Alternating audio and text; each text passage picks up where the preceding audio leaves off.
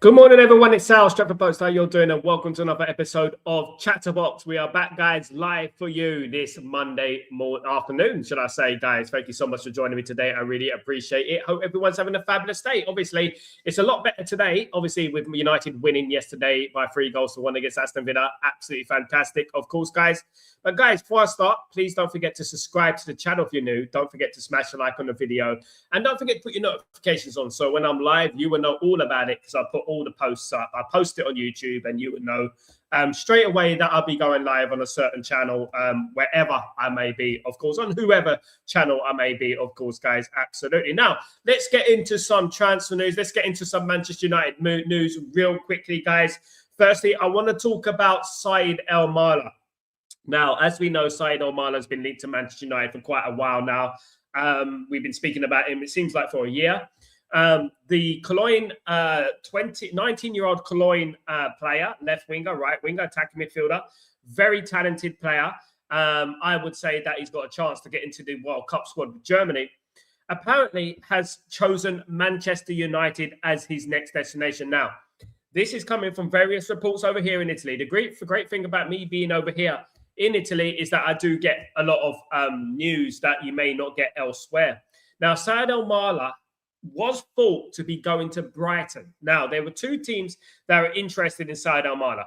There was a slight interest from Bayern Munich, and there's also a huge interest from Brighton Hove Albion. Now, the interest from Brighton Hove Albion has alerted Manchester United in regards to acquiring Sid Sael Mara. He's valued about 40 million euros, of course, guys. Now, Manchester United should not be missing out on players like this. This player is a generational player.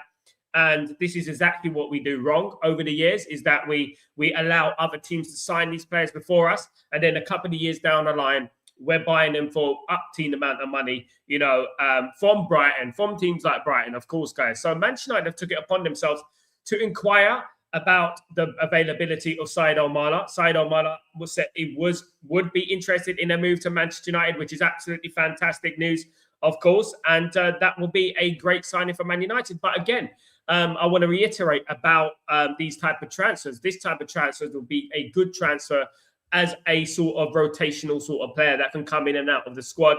If we sign an Anderson, he will be solidified in that midfield. But then we have Sid Sael Mara who can battle it out with Kobe Mainoo and players like that, or the wingers of the team, of course. He can play a centre midfield, he can play left wing, he can play right wing, he can play attacking midfield. So he's very versatile, do you know what I mean? And I would love this signing. I think he's one of the top young prospects in Europe. And along with Ayew as well is another one that I'm a big admirer of.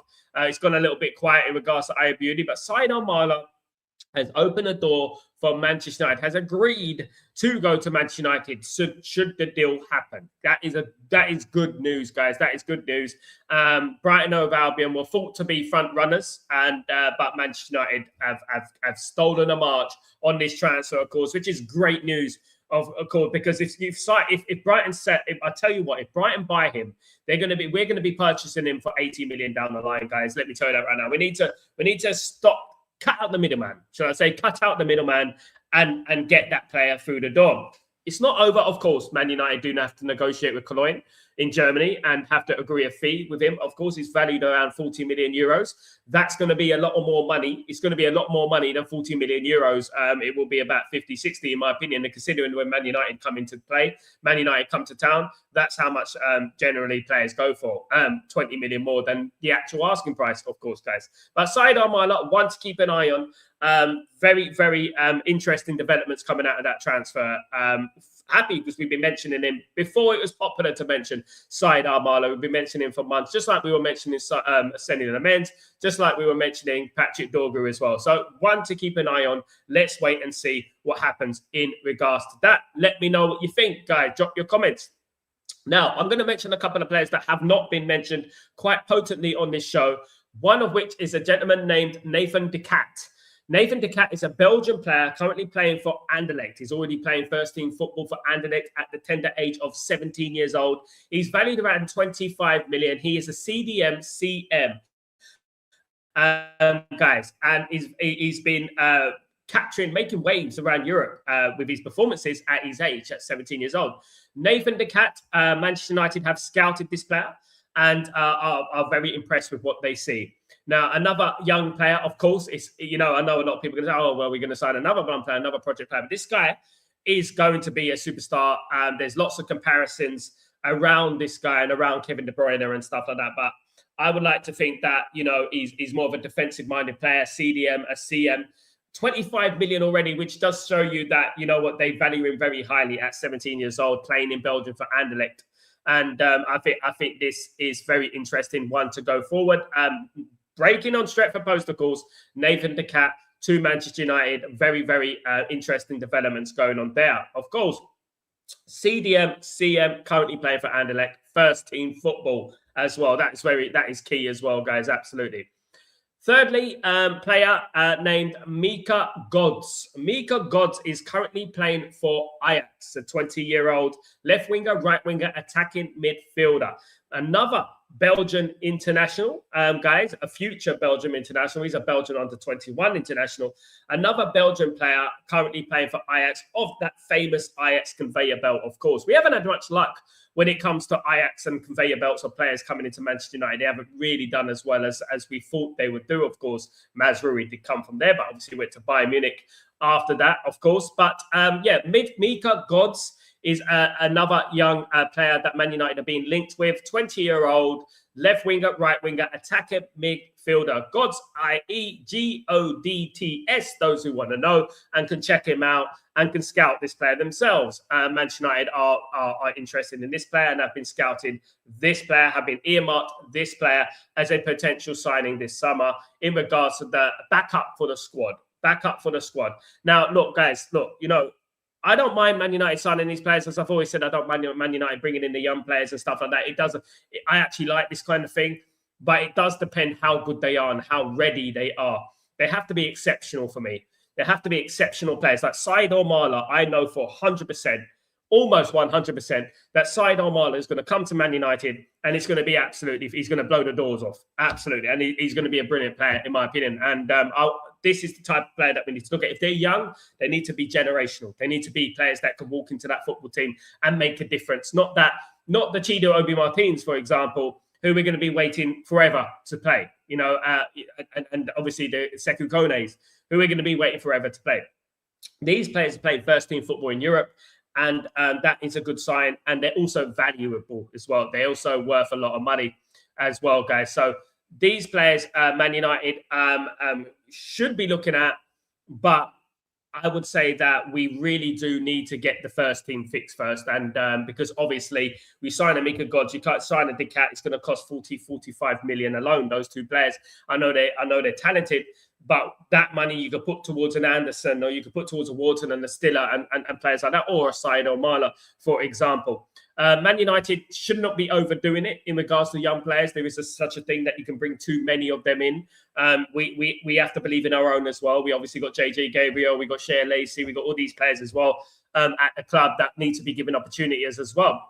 Like I said, when players walk into this football club, I want the players to be generational. I want them to be Sael Mara level, Ayob Boyode level. Nathan de Cat, Mika Gods are two players that I would look at and say, yeah, these players are very good and have a very good future, having studied these players and watched these players for quite a while now. Mika Gods is a left winger, right winger, and attacking midfielder. Again, what we're looking for, very versatile, can play along that front three.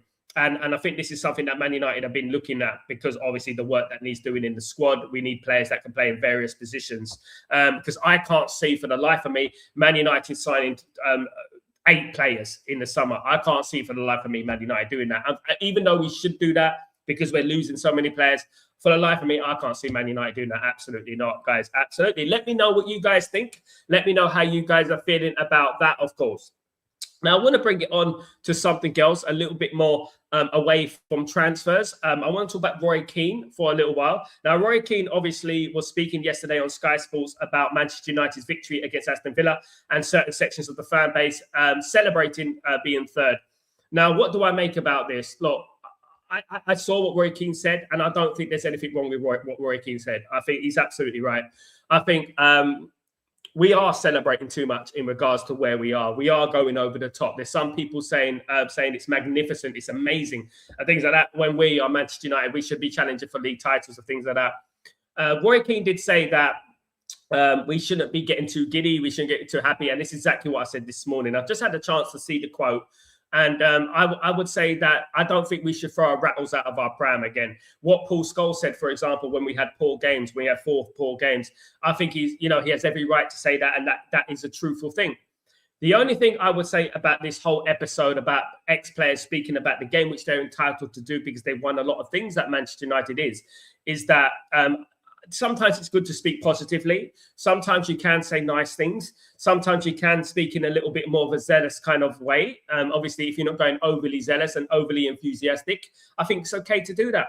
It's okay to say Michael Carrick has done well. It's okay to say Michael Carrick is winning football matches, which he is. It's okay to do that. However, I think it's also okay to say, well, we shouldn't get carried away. We shouldn't be celebrating it because we're not winning titles and things like that. Obviously, we're not. You know what I mean? But what my biggest argument would be, what can Michael Carrick do? What do you want Michael Carrick to do? He can't win any trophies. He's not in any trophy race. So what do you want him to do? The only thing he can do is win the games that he's currently got. You know? And look, if you take away celebrating out of football, it's going to get a little bit boring, isn't it? But I do agree with him that there is such a thing as over-celebrating and going over the top, in my opinion, in regards to some of the fan base and some of the players and stuff like that, going over the top in celebrating victories against Aston Villa and celebrating third place. I understand that. I mean, maybe it's a different generational thing. Maybe it's something like, look, guys, in 1995, when we came second in the league to Blackburn Rovers, I was in tears, guys, because we lost the league to Blackburn Rovers by a point. That's what I'm talking about. Do you know what I mean? So we come from, it's sort of like a different generation, of course. It's a different generation that we're talking about here in regards to Manchester United and Roy Keane and stuff. So we have to obviously look at that as well, you know, and we have to respect that as well. Maybe it would be great if Roy Keane just came to Man United. Obviously, there's this big problem with him and Alex Ferguson, which is the reason why he hasn't been at Man United. He could have been at Man United. Roy Keane could have been at Man United, which would have been good, to be honest with you. He would have installed a little bit of discipline within the squad. It would have been good, but he can't, obviously, because he's fallout with Alex Ferguson. Let me just say hello to the community. Hope you're all doing well. Welcome, everyone. Hope everyone is blessed, of course. Hope everyone is doing good today, of course. Big up, Bobby. How you doing, my friend? Hope you're doing well. Good to see you, mate. Hope everything is blessed of you. Thank you so much. Doing very well. Thank you, my guy. Irene, what's going on, my friend? How you doing? Very well. Good to see you as well. Good to see you. Big up, Danny B as well. Big up yourself, my friend. Hope you're doing well. Good to see you. Big up yourself. Big up the legends in the house. Nice one. Big up, Bobby. How you doing, my friend? Big up. Who said yes to United? Now, this is what it is. Sid Sael Mara. Sid Sael Mara is the one who said yes, he would go to Manchester United. He would like to go to Manchester United. These are the rumours over here in Italy. Apparently, Brighton and Hove Albion were around 60% sure they were going to sign Sid Sael Mara. This has awoken the beast. This has woken up Manchester United in regards to everything. And Manchester United thought, no. We can't let a talented player like Sid Sael Mara go to Brighton and Hove Albion. It would be absolute travesty. We need to sign him, absolutely. Great player. Big up Danny B. Great player, technically tall and strong, only 1 year left on his skill contract, so we could possibly get him for a cheaper price as well, isn't it, Danny B? Definitely. These are the kind of things we need to look at. We need to look at it. We need to rebuild this squad. When you're looking at Manchester United, you look at Manchester United next season, I am concerned. I am concerned that the squad is nowhere near big enough, especially the players that are going to be leaving. I want us to build a squad that is capable of competing on all fronts, you know, every single front, the league, the Premier League, the league, the Champions League, the FA Cup and the League Cup, you know. Because I like God's good stats there, Sal. Definitely up my top 3 of unknown young wingers. I also like Prince Amoka, good player as well, junior at Nordsjælland, and Bazuma Toure at Hoffenheim. lots of these players we've mentioned on here, isn't it, Danny B? And you know what, my good scout, Danny B, of course, a legend, of course.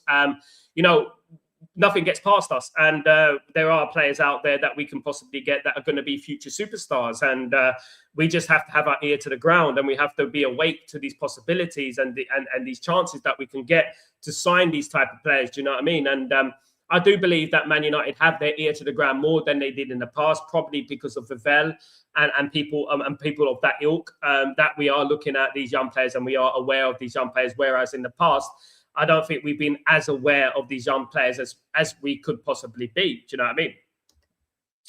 Roy Keane was right. We are starting to become like Arsenal used to celebrate top four. Right, absolutely, Kenny. And something that I told everyone back in those days that I would never be.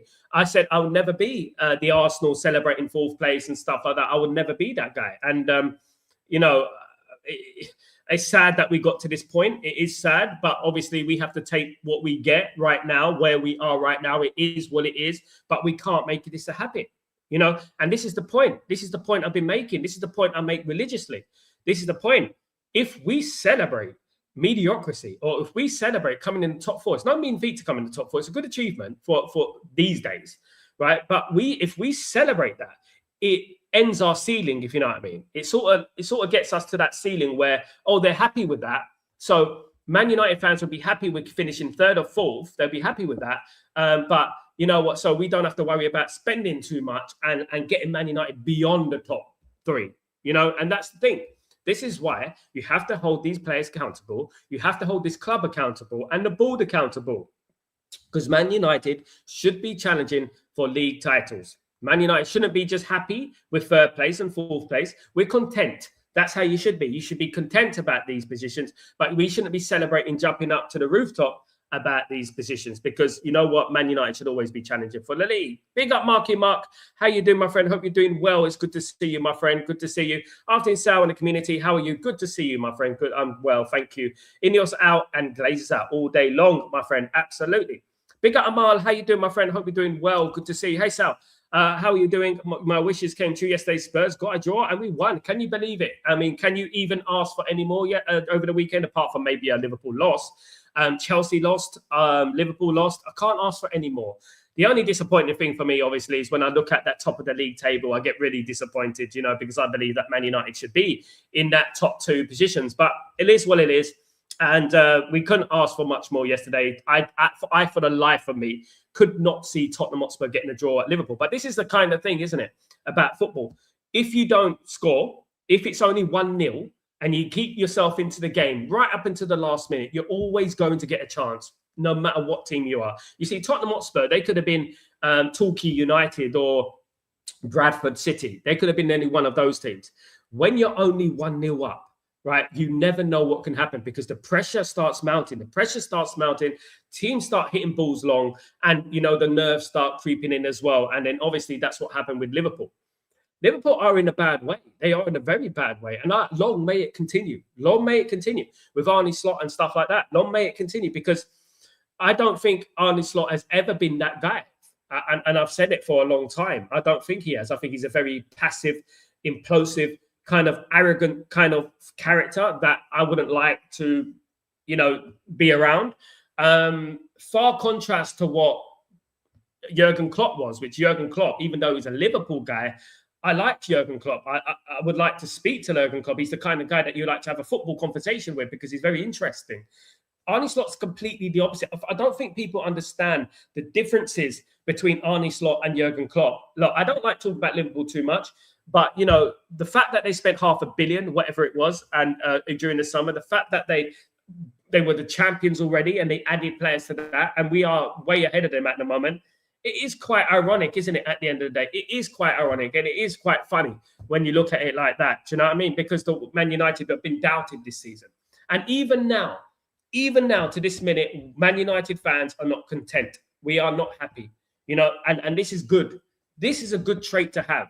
We should not be happy. We should be going for that league title. This league is weak. We should be going for that league. We should challenge in Arsenal. That's what we should be. And this is the thing about the wounded beast. And you know what? The sleeping giant Man United will be back, and Man United will be challenging for that league. And I guarantee you it's going to happen next season. I guarantee you, guys. You can click me on this. Man United be challenging for that league next season. Let's hope so. Absolutely. We should be. We are the Premier League. Absolutely. Amal. Sal, will you be okay with Wharton and Baleba Stiller? If Wharton is available, would you take him since Forest is going to wait until after the World Cup? The three players you named there, I wouldn't sign Baleba for me. I would be happy with those trio, but he wouldn't be my first choice as Baleba. I would be happy with Wharton. Yes, I'll be happy with Stiller. Yes, I think that would be a massive upgrade to Manchester United. Amal, the big question is would Manchester United sign those players? This is the thing, isn't it? And would they bring in three players of that ilk? I know you mean Baleba or Stiller. It'd be Stiller or Wharton for me. I would not sign Baleba. Overpriced for me. Has not done the business this season. I'm a big fan of Baleba as well, by the way. People know that about me from last season. And I went on and on and on about Baleba. I just don't think he's the right character, the right fit for Manchester United at the moment. And I think Stiller would be brilliant. Wharton would be brilliant. Those two players would be brilliant, Amal. Absolutely. Obviously, I do like Anderson better because I think Anderson is a much better player. There's more strings to his bow than Wharton. But the dream is Anderson and Stiller. That would be brilliant for me. That would be the brilliant double signing in that midfield. And then bringing a young player as well would be absolutely brilliant, in my opinion. Ravel knows about young player. He does. And, this is the thing. This is why many of us didn't want Ralph Rangnick to leave, isn't it, Danny B? We didn't want Ralph Rangnick to leave the football club because of his knowledge of European football. And more or less, the players that Ralph Rangnick was linked to during his tenure at Manchester United have all come on to be great players. If you know, you know. Kenny, Spurs were actually the better team in the second half. Yeah. Look, I was shocked by Spurs, but again, this is football. This is Premier League football, and some of these teams, like Spurs, they raise their game against certain teams and stuff like that. Of course, they do, and I actually expected a capitulation from Spurs, but they proved me wrong, and that's absolutely fantastic because it's good for Manchester United. They played very well in the second half. They should have indeed won the game. I think Liverpool should be embarrassed with themselves, considering what happened to Spurs in midweek against Atletico Madrid when they were 3-0, 4-0 down after half an hour, whatever they were. And I feel like it was an absolute embarrassment for Liverpool. Liverpool, I think, over the last year or so, a lot has gone wrong for Liverpool, whether it be off the pitch, on the pitch. Obviously, a lot has gone wrong with Liverpool. And you know what? There's some parts of it that, my prayers go out to them and stuff like that, because they did have a difficult start to the season, if you know. And I wouldn't completely lay in on them too much, obviously, because of what happened and stuff like that. But what I would say is this: they have shocked me in regards to their performances. A lot of the individual performances, some of the players that are deemed the greatest of all time in regards to players, people saying that Van Dijk is the best defender in history in the Premier League, which is not true. It's actually Vidic and Ferdinand. I would even class, Jaap Stam ahead of them. Only thing that stops them is longevity. That's it. But I think Vidic was better than Van Dijk, definitely. And but what I would say is that, Liverpool are in a bad way. And for me, as a Manchester United fan, of course, long may it continue. Long may it continue. Long may this barren run for Liverpool continue. You know what I mean? Amal, Liverpool are a shell of themselves and lethargic and no style of play and probably need to go. This is the thing: when you lose the manager, that is when it's a problem. And I actually think that Arne Slot has lost the dressing room. I think he's lost the dressing room. I think Arne Slot can't come back from this. I really do. I think it's over for him. I think it is. I've seen him have a number of interviews over the last year or 2 years or something like that, and I just find him very, very annoying. I don't know what you guys think, but I just find him very annoying. I find him very frustrating listening to him. He's one of those very self-righteous people who in love of himself and things like that. Do you know what I mean? So yeah. Big up Sinead. How you doing, my friend?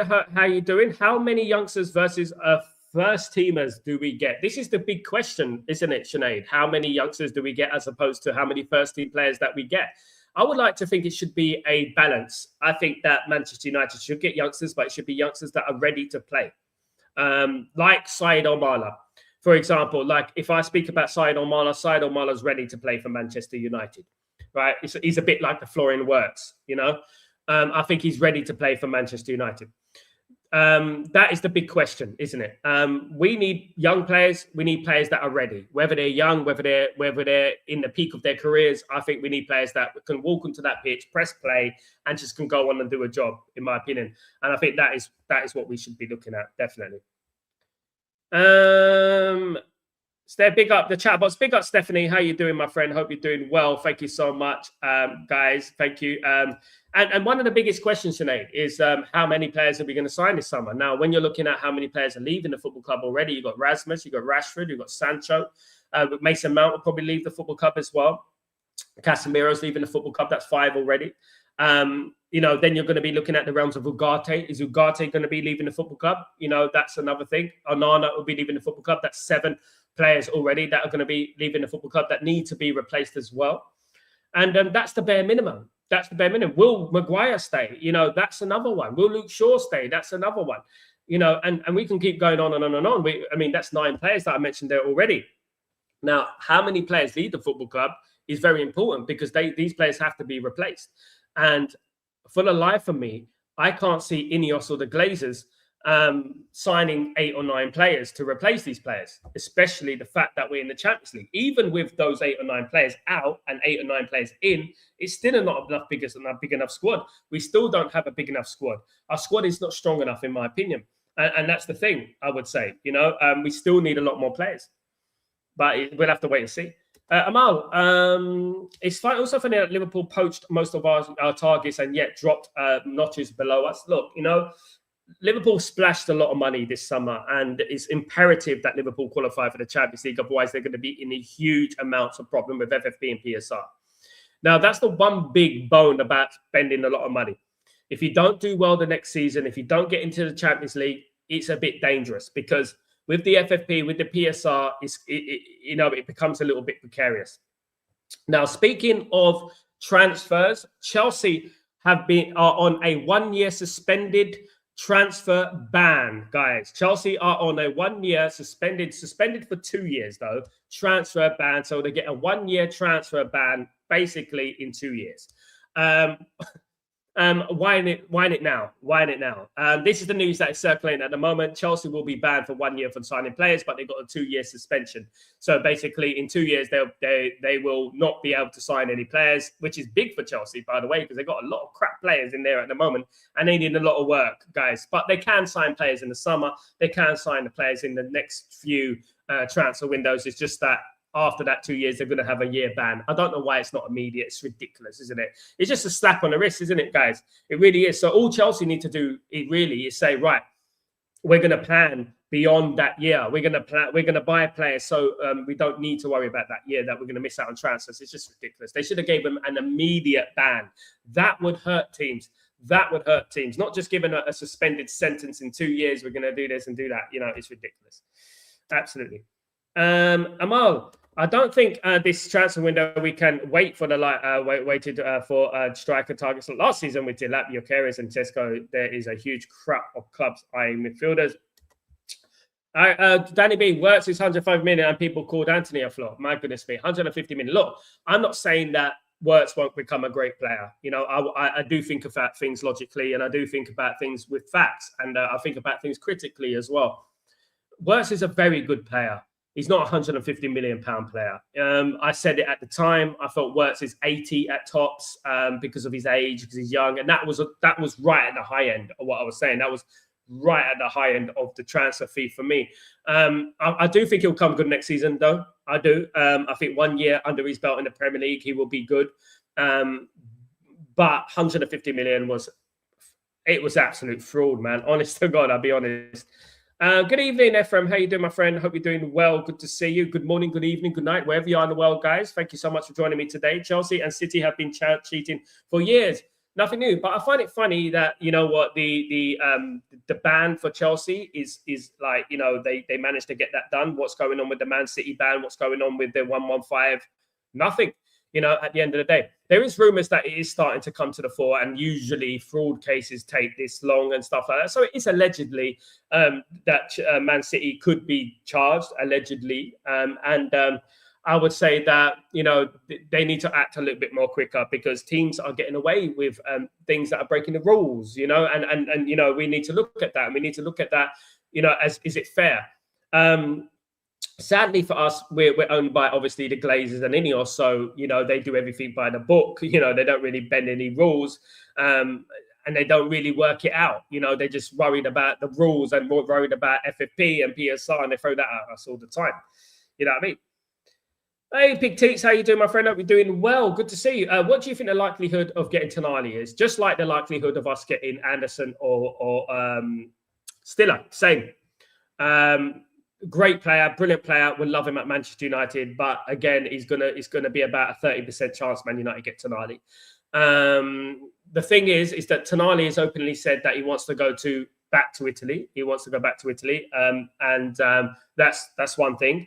Again, and another thing, that Newcastle United would be reluctant to sell him to Manchester United in the Premier League, which Man United are obviously a Champions League contender. Obviously, there is a clause, as I said many, many months ago, in Tonali's contract where Tonali could leave for a Champions League team. If Newcastle United don't qualify for the Champions League, Tonali could quite possibly leave for a Champions League team. And hopefully Man United manage to persuade him. I think he'll be a great signing for Man United. For me, Anderson, Stiller, Tonali, Anderson, Tonali, Stiller, these kind of things, these kind of players would be brilliant signings for Manchester United, in my opinion, and will be a massive upgrade to what we have already, really is, because we're looking at our midfield at the moment. And even yesterday, when we played well and Casemiro did very well, I just don't think like we're strong enough in that midfield long term, Ephraim, Sal, if we approach Enrique, do you think he will say yes to United? Enrique, do you think? Yes, I do think Luis Enrique will say yes to Manchester United, depending how we sell the project to him. If we sell the project in regards to a footballing project, not in regards to what Jurgen Klopp said about Manchester United, in regards to trying to entice managers with cash, we're going to sign Galacticos this, Galacticos that. What the board have to do? They have to feed into Luis Enrique's plan. They have to attract Luis Enrique with the project and base everything around the project around Luis Enrique. Put this on Luis Enrique and say, Louis, you are the guy. You're the guy to take us to that next level. That's what it is at the end. And that's what I think they should be doing. Say, like, Louis, we believe we want to win the league. We want to get Man United back to the top. We believe you are the guy to take Man United back to the top. We haven't won the league since 2013, but we believe that you are the guy to take Man United back to the top. And that is the kind of thing we need to talk about. Not talk about, we are going to do this because we are this. We're going to spend this because we are this. You need to focus everything on Luis Enrique and make it all about Luis Enrique and how Luis Enrique could change Man United's fortunes, if you know what I mean. Pictes, Dalot and Shaw find it difficult to go forward with Casemiro and Maguire's lack of pace. Yeah, this is a big problem in regards to this, Pictes. I agree. We have half a good team. That's what Man United have. That's what I want to look at right now. Man United have half a good team. We don't have a full good team. Now, when we're looking at some of the players, they think, yeah, they're very good players. Then you look at some of the players, you think they're past it or not good enough. Luke Shaw, Dalot, Maguire, I just passed it for me. They need to be moved on, in my opinion. And I think we need to stop at the nostalgia and we need to move them on. Because you're absolutely right. One of the main characteristics around Manchester United over the years, especially under Alex Ferguson period, is that we used to have overlapping runs from the wing backs. We don't have that anymore. And we're very, very light on them sides. Like, for example, I do feel sorry to an extent to Cunha, to Ahmad, because we rarely have players bombing forward on the overlaps. And that's something that we used to do, if you remember. Absolutely. Big up, LT. How you doing, my friend? After the Bournemouth game, the 3 weeks we won't be playing should be the time the board should use to close in on the manager and players. Yeah, look, you would like to think that, isn't it, LT? You would like to think that they will be doing the groundwork, speaking to the agents, doing something to try and save some time in the summer. I just don't think that we are in that position. I don't think this board do that. And we had a great opportunity in the winter transfer to do that, to save some time, to get some groundwork done. get a couple of agreements done, maybe a verbal agreement and things like that, you know.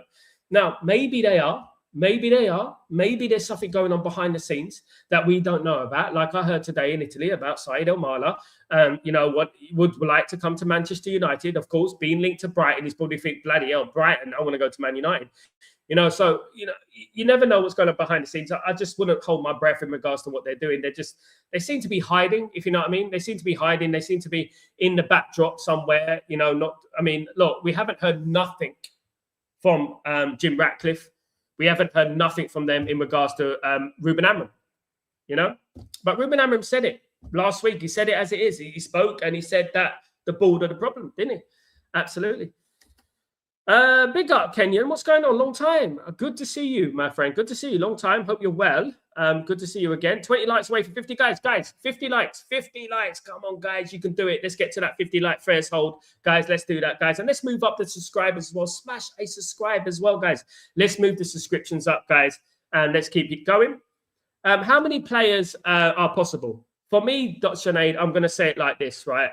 I'm not an oracle of football that can predict what's going to happen because you never know. But what I would say, if I was a betting man, I would say that Man United would sign about 5 players. That's what Man United would do. I don't think Man United are going to go into 8 or 9s, even though we should. I think Man United are going to keep hold of Maguire. I think Man United will keep hold of Mason Mount. I think Man United may even give Casemiro another year contract. One thing I've learned about the links that Man United have been linked, the players that Man United have been linked to, one thing that I've learned, the characteristics of these players that I've learned about is that these players that Man United have been linked to can play in various positions. So basically killing 2 birds with 1 stone, or 3 birds with 1 stone if they can play in 3 positions, of course. So I would say that Man United are looking at versatile players. And this is why I think Man United will sign 4 or 5. It'd be a little bit like last season. It'd be a little bit like last summer, which was a 4 out of 10 window for me. Nowhere near good enough. And now, obviously, with the World Cup going on, that is going to be a very convenient excuse for Ineos and the Glazers for me. It's going to be a very convenient excuse.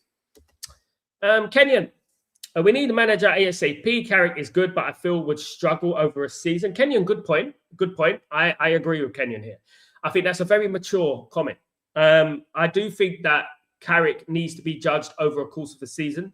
I do think that it will be a little bit like Ole Gunnar Solskjaer. I don't want to paint him too much with the Ole Gunnar Solskjaer brush, but over a course of the season, when the vibes are gone, when the bounce is gone, he signed that contract, the players know he's staying, you know, that is when you can truly judge him. Do you know what I mean? That is when you can truly judge Michael Carrick, you know? Big up, Mandem. How you doing, my friend? Hope you're doing well. It's good to see you, my friend. Good to see you again. Big up, Sal. You are very spot on. We always talk about what the board ought to do, but they don't deliver. Even the Champions League, I'm skeptical on what happens in the summer. Now, look, I would say this, Mandem, right? Because I'm not all doom and gloom. I would say that the Champions League is poor. Not to say it won't be better next season. I mean, for Tottenham to come in that top 8, it just tells you a lot about everything, doesn't it? But what I would say is that, yeah, you're absolutely right. You know, we know what Man United need. It's 3 midfielders minimum. Then you've got the fullbacks. Then you've got a backup striker. And you know, we need another goalkeeper as well. There's a lot of things that we need. We probably need another defender. When you're looking at that, and you're looking at our squad, and you do have to be a little bit concerned about our squad. You do have to be a little bit, you know, pessimistic maybe about our squad as well, because it's not strong enough. And we know it's not. Beyond the first team, who we got, you got Casemiro. You take out Casemiro, we got Ugarte. Is Mainu good enough? We don't know that yet. Mainu's all right. He's not done. He's not set the world alight, has he really? You know, we got a lot of work to do. And, you know, with this Ineos and this Glazers, you know, they got to be able to sign some players and start moving their ass. Mandem, to be able to stay competitive to the next season, we need 8 or 9 players signed. We need starters with good rotation players during cups or when, yeah. And you know what? I'm not even saying 8 or 9 players myself as well, being sensationalist and being sound bites and things like that. It is actually the minimum that we need. When you're thinking about the players that are leaving, because if all the players leave that I've said they're going to leave, you know, you're looking at players replacing players. It's not a squad, is it? It's still a weak squad. It's still lacking in numbers. That's why I don't mind bringing in a couple of those youngsters that I said, as long as they're talented, as long as they can walk into the football club and walk into the club and play football, not having to wait a year when they get good enough. Do you know what I mean? We need to get players in, no matter what age they are, that can play if they are squad players. Yes, we get the Andersons, we get the Stillers, we get these kind of players in. Of course, we get the Tenalis.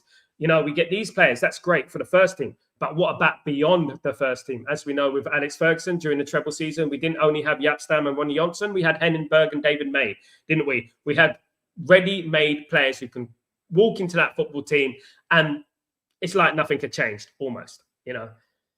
Sal, what's your thought on Keane comment about Carrick? I think I spoke about that, Ephraim. I don't mind what Keane said. I absolutely don't. I think Keane's right. I think that there are a lot of people who have every right to celebrate a win. That's right. And I think we shouldn't be taking away celebrating wins from football. But what Roy Keane said was right about over-celebrating and getting overly giddy. You know, I've had people say that, you know, Man United have been phenomenal and things like that. And I'm like, oh, my goodness me. You know what I mean? I think we have to have a balance. We celebrate wins. We banter teams. And that's what football's all about. But we can't get carried away because we know where Man United need to be. And we should know where Man United need to be. Everyone should know where Man United need to be in regards to that league title. Because we should be aiming at league titles. This is not the strongest league in the world. Like I said before, this is not the strongest league in the world. We should be aiming at that league title. Absolutely. And, you know, and I feel, in my opinion, that we have a massive, huge opportunity to win the league. I do, you know, and I agree with Scholes to an extent, and I agree with Keane to an extent. But my only thing is, right, my only thing is that there is such a thing that you can't be negative all the time. You can celebrate. You can enjoy certain moments in football. And I think that what I would say in defense of Michael Carrick, is that what do you want Michael Carrick to do? Michael Carrick can only win what he can win. Michael Carrick cannot win a league. Michael Carrick cannot win a Champions League. He's not in it. Michael Carrick cannot win an FA Cup. He's not in it. Michael Carrick cannot win a League Cup. He's not in it. You know, so this is the thing we have to look at realistically, you know, at the end of the day. And what I would say is this, right? The biggest mistake, and I'm going to say this, I don't know what you guys think about it, but one of the biggest mistakes that Manchester United made was hiring Darren Fletcher, right? Because after Ruben Amorim left, we played Burnley and we played Brighton in the FA Cup, right? We drew against Burnley, luckily, and we lost easily to Brighton. If Michael Carrick was in charge straight away at that moment, which we should have been prepared for, maybe we'll still be in the FA Cup. It's all if, buts, and maybes, isn't it, at the end of the day? But maybe we'll still be in the FA Cup. Maybe we'll still be challenging for something, of course. Sinead, is it true Mount has interest in Villa? Or I wouldn't be surprised, Sinead, but you know, I'm not going to slander Mason Mount too much because obviously, you know, I don't want any team to walk away from the Mason Mount deal. I want Mason Mount to be sold. I think Mason Mount has a big problem. He doesn't play enough football. He's always injured. He's made of glass and whatnot. You know what I mean? At the end of the day, and I can't see for the life of me how anyone would want to sign him. Not because he's not talented. I know he's talented. He's got talent. But I just don't see for the life of me anyone would want to sign him because of his injury record. He's got a massive injury record. And would anyone want to take the risk on him? And how much are we going to sell him for? You know? And that's the thing. We purchased him for 50 million. I mean, ridiculous how we purchased him for 50 million. It's absolutely criminal, isn't it, when you think about it, you know? United Man, United Sal, haven't we been calling for Bruno to be played at number 10? Yep. Even when people wanted him to play deep. At the moment, the people are now talking how they never lost faith in him. Look, Bruno will go down as a Man United great. I don't think he'll go down as a Man United legend. As a number 10, he's one of the best number 10s in the last 15 years. Definitely. And I would say that. And he's been a very important player for Manchester United. However, I think, and I'll be honest with you, Mandem, I think we need to start looking forward, you know, because when I was being raised for Man United, it was never about individuals. It was never about stat padding, and it was never about anything like that. We are so infatuated about individual players, you know, and back in the day, Scholes never had the best stats in the league. Cantona never had the best stats in the league, you know, but we won as a collective.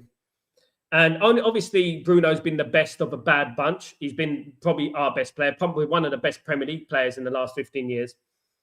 But I really want Man United to take the load off him.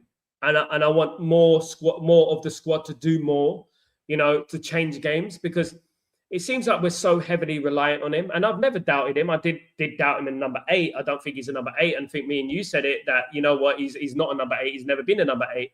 He's definitely a number 10, and he's one of the best number 10s in the world.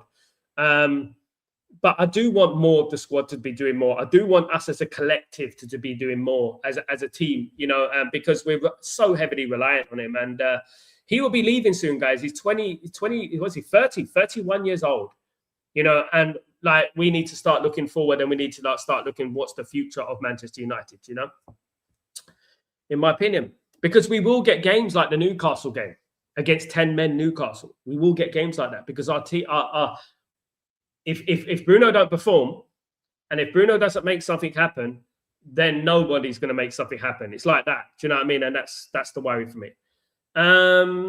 Pictates, we feel much more lucky with results than deserving to me. I agree with Pictates here. I think Pictates is onto something here. I do agree with that. I do think we look a little bit more lucky than a little bit more. It's maybe in spite of our performances rather than because of our performances.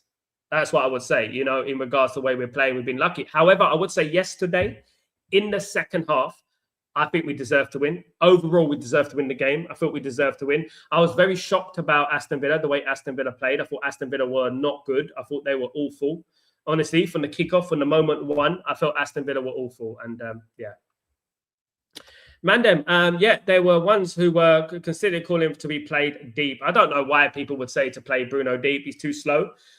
People don't understand. This is the thing, Mandem. People don't understand that number 8 position, deep, is a very specialist position, and only a few players can play it. You have to be raised playing that number 8 position. You have to have 360 blinkers around you to play that number 8 position. When you look at Xavi, when you look at Iniesta, when you look at Paul Scholes, you have to be raised to play that position. You have to have a certain IQ.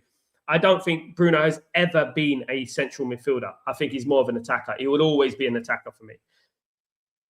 Sal, what do you think about Cunha as a left winger? I don't think he's effective. I think he'll be better as a number 10, maybe. I don't think he's better as a winger, but he's doing all right there. I think, I actually think that Cunha has been one of the signings of the season. I believe that. I think considering the elements, considering the circumstances, where he's been playing and stuff like that, I think Cunha has done some amazing things this season and could be classed up there as the top 10 signings of the season. I really do think that. I know a lot of people want to write him off and stuff like that, but I think he has. I think he's been, very good for us, not only in regards to the way he's playing, but in regards to his work ethic. If you see Cunha and his work ethic and the way that he influences other players as well. I did say many, many months ago that I saw Cunha as a captain sort of material a long time ago, I get so bored hearing the media and Amram out content creators busy saying we are playing good football and that the players are responding more to Carrick, and that's bullshit for me. That you can't tolerate for lack of ball knowledge, LT. You can't really teach people. You can't teach an old dog new tricks about ball knowledge. You can't. Ruben Amram, I've already spoke about Ruben Amram in depth and stuff like that in regards to what's happened, in regards to him, in regards to the future of Manchester United, trying to change the culture at Man United, trying to change from becoming a counter-attacking team to dominating football, being on the front foot, having our XGs in the top 3, having our goal scoring in the top 3, huge big chances in the top 3 of XGs. This is what we're talking about, which we were. And that was evident that we were improving.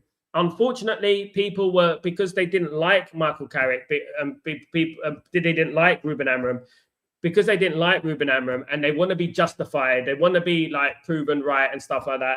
They're laying in on him and they keep going on. They're very obsessed with him, and it is funny if people ask me that question. It is incredibly funny. This is a new manager bounce. This bounce won't get us Premier League champions. It won't. You have to do something far more deeper, far more complicated than what we're doing at the moment to win that league. You think that Arteta did what Carrick did? At the end of the day, we have to be a little bit more technical in our thinking. We're very dumb sort of opinions in the Man United fan base in regards to I get ball, I kick ball in goal, that sort of thing. But to win titles, to win leagues and to win Champions Leagues and to win FA Cups and things like that, you need far more. than just a counter-attacking style of play, take your chances sort of thing, on the head, son sort of thing. You know what I mean? You need a lot more. Ephraim, agree, Sal. We are dependent on Bruno Fernandes. We need to play as a team. Absolutely. Big up, Ephraim. Bournemouth are so inconsistent this season, but against us, they usually turn up after the game. This is another test to see how Carrick and the players adapt. Agreed, Amanda. This is one of the games that I've been looking at for weeks now. One of them was Newcastle, and I was proven right about the Newcastle. I knew Man United will not turn up. Another one is Bournemouth. Another one is Chelsea. Right. The Bournemouth game is funny because, as you said there, Bournemouth would turn up. I know they haven't had as good season as they've had. They've lost Semenyo, of course, but they wear black and red. Sorry, they wear black and red, so they're going to be playing like a prime AC Milan from back in the day. That's what they will do. And, it's going to be a difficult game under the lights. Again, Man United playing under the lights at the Vitality Stadium is going to be difficult for Man United. Tight little stadium, tight pitch. It's going to be interesting to see how Man United negotiate that game. I think it's going to be one of the most difficult games of the season. I do. Let's see how we do that. We go there, we win that game. And then obviously we got Leeds United after the international break. I think we got 2 weeks after the Bournemouth game before the Leeds United game, which is mad, isn't it, when you're thinking about it? And we got Leeds United, and then obviously we go on to Chelsea and teams like that. How many games we got left now? 8 when we're looking at it. I think that these 8 games are like finals. Every single one of these 8 games are like finals, Teams like Bournemouth and Newcastle, Everton only sharp versus Manchester United is crazy. They do. Man United haven't beaten Newcastle away since Ole Gunnar Solskjaer days, if you remember. Haven't beaten them away since then. We haven't beaten Chelsea away in 6 years, something like that. We haven't beaten them away, in particular in the league. We haven't beaten them away as well. So that's another one. I mean, when was the last time we beat Bournemouth? Was it under Jose Mourinho? Was it under there? When was the last time we beat Bournemouth at the Vitality? And we know what Bournemouth can do. We know what Bournemouth did this season at Old Trafford, the 4-4 draw, if we remember. Guys, I was here in this position. I was right here in this spot. And doing the watch-along for the Bournemouth game, and we drew 4-4. I mean, I was devastated. I mean, come on. I mean, madness, So what is the problem when we play low blocks? Now, let me tell you something about low blocks, guys. This is where you separate good managers from very good managers and world-class managers. World-class managers know how to unlock low blocks. They know how to negotiate low blocks. We don't. And that comes from a number of things, tactically. Right, and this is what we're talking about: technical ability, tactics, how to negotiate the low blocks. Now, what you do with low blocks generally, right? You have to try and spread the pitch. You have to try and make sure that that pitch is spread. You have to squeeze it, spread it, squeeze it, spread it. So basically, you pass that ball in the middle with through an eye of a needle into that front area. For example, the striker.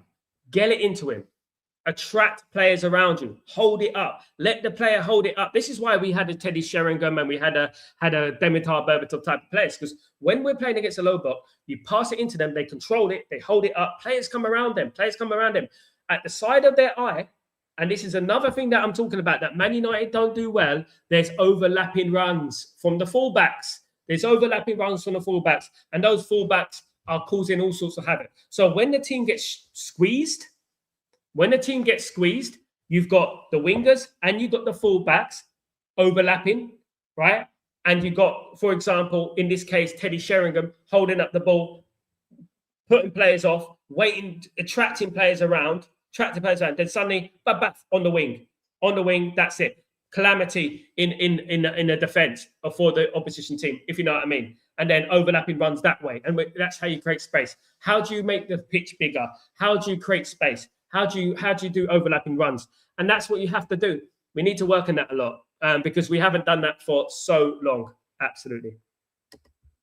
It's 8 games left with another teams being so inconsistent. We should try to get results up and coming games. The long breaks are killing our momentum, though.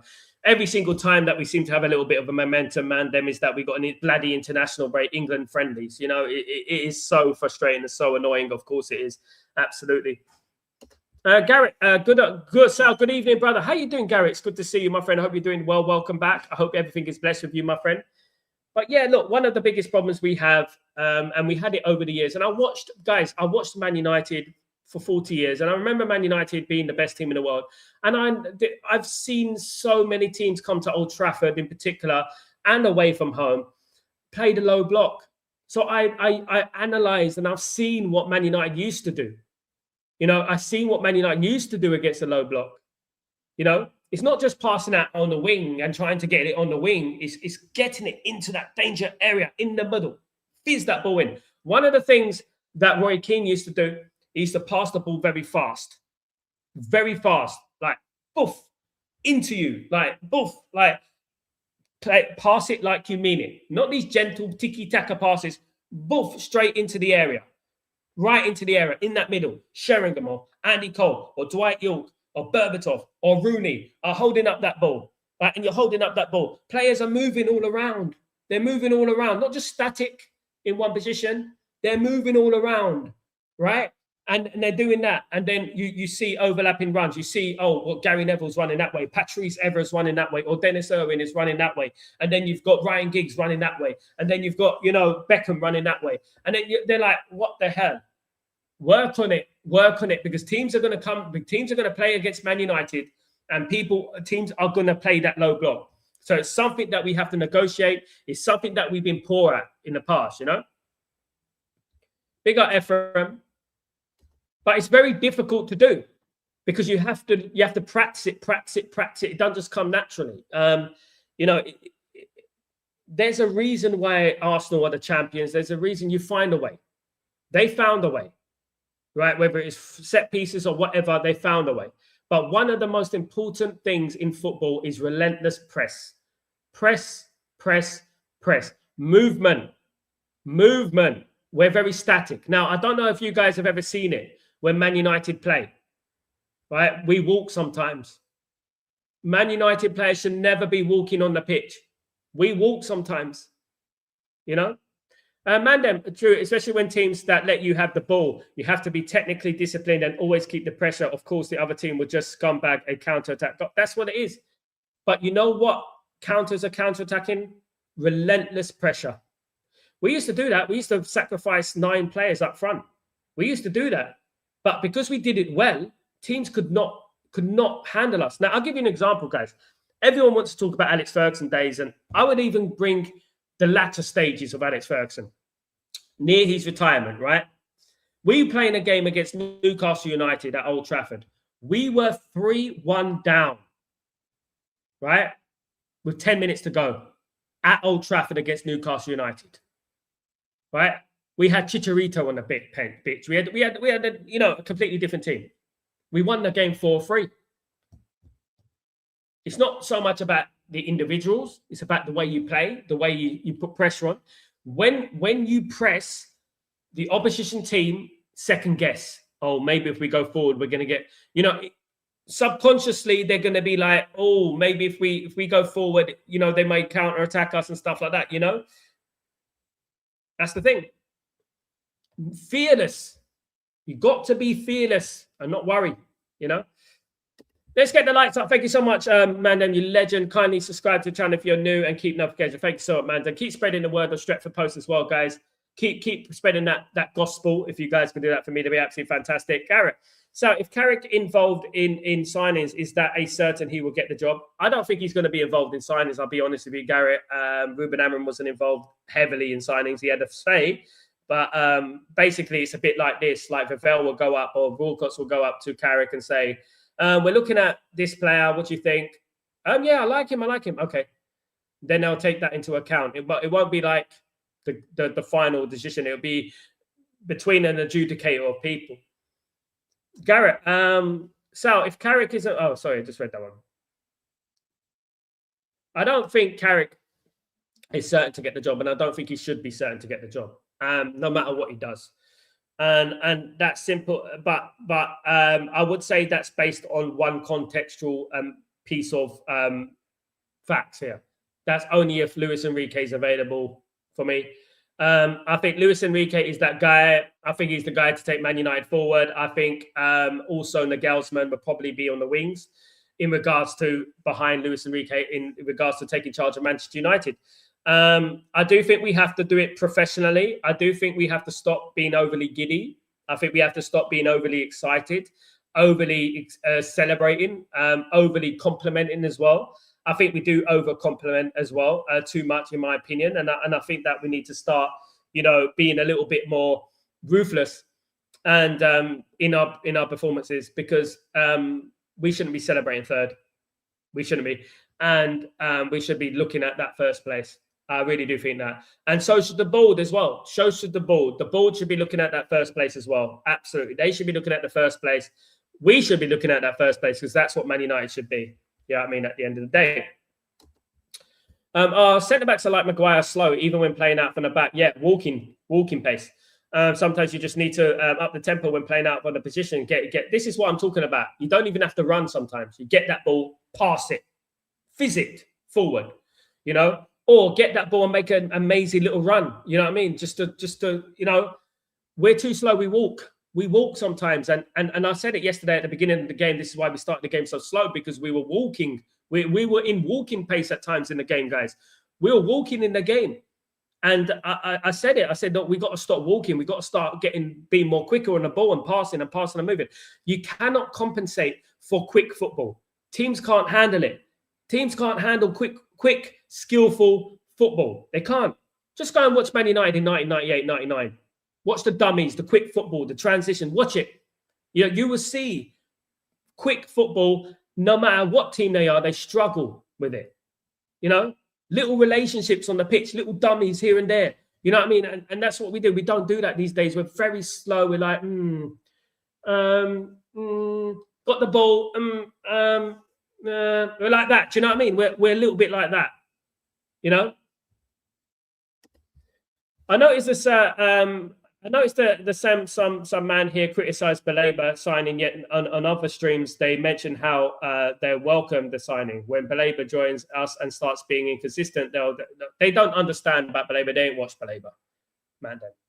They like Baleba for sinister reasons. If you know, you know. And I am a big fan of Baleba. I have been last season, but I'm not going to be delusional, and I am going to bring in facts. Why are we interested in Baleba? He's been one of the most poorest midfielders in the country. Can someone ask me that? So what's the difference between Evan Ferguson, who had one good season at Brighton, and Carlos Baleba, who had one good season at Brighton? Why? Why are we signing Baleba? Why? When he's quite evidently doesn't have the mentality to play for Man United because his head has been turned. Wharton is still performing. Anderson is still performing. Stiller is still performing. Amadou Onana is still performing. Tonali is still performing. Baleba for me, mentally, I would say, guys, not for me. But guys, I want to say thank you to everyone who continues to support the show. I really appreciate you, the channel. I really appreciate you. Please don't forget to subscribe to the channel. Don't forget to smash a like on the video. Don't forget to put your notifications on and all that jazz. That'd be absolutely fantastic, guys. Thank you, everyone. Thank you, the regulars. Guys, please, please, please keep spreading the Stretford Post name, and let's get more people involved, guys. Thank you so much. You are the legends. Really appreciate you all. And thank you, guys, for all your well wishes over the 10 days as well. It's been a difficult 10 days for me, of course. And I want to say thank you to all you guys. You're absolute legends. You are the reason of Stretford Post. Let me tell you that right now. Absolutely. Guys, thank you so much. Have a great day, night, evening, wherever you are in the world. I'm Sal Warner. This is Chatterbox. See you tomorrow, guys. Peace.